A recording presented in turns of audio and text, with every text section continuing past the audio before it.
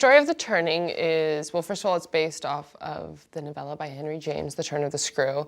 And it's a story about a young woman, a governess in our version. She's a homeschooled sort of nanny who comes to take care of these two children that have been orphaned and are living in this sprawling estate called Bly.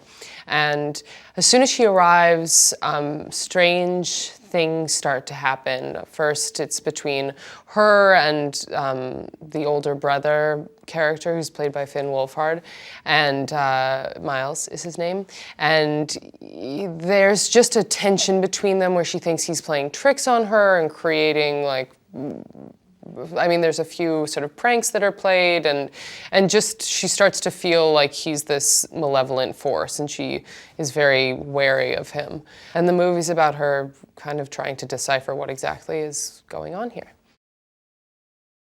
It was this one woman sort of journey. It felt very clear to me, and the idea of just being in this one woman's mind and piecing together a very unstable world around her felt very challenging and interesting to me, and not like a standard horror movie. And then I love the novella. I'd read it a number of years ago in university, and I loved the way Floria and the writers were handling the story, and I thought it was an interesting time to revisit some of the themes from the book. Well, Floria is a really visual person. I mean, she thinks in images, and her ideas are so painterly and atmospheric. And I think that's a really important attribute for adapting this novella to the screen, is that it is this really internal question and trying to, I don't know, like elucidate the feeling that's going on inside, and this questioning with the world around you is something that has to happen on a really subtle visual level, and Floria is, I mean, the most perfect person I can imagine to do that. I think Floria's ideas for how to take some of the Victorian themes from the novella and turn them into something that feels necessary and sort of urgent to be retold were really interesting, especially along the lines of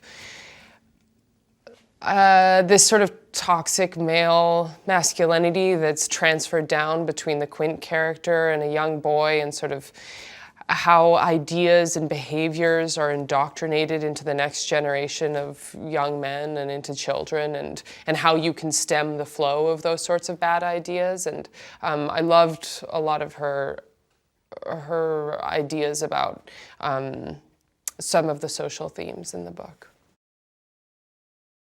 The Turning isn't a classic horror movie. It's a psychological thriller that really draws you into this house and inside people's minds and tells this really internal story and externalizes it, which I think Floria does really masterfully with the atmosphere and with using the house as like an entity in the movie, and really, you know, draws out this sort of kernel in the book of a woman's mind putting together all the things she's been seeing and speaking to herself about all the internal machinations that were going on while she was experiencing this haunting or this trauma in the house.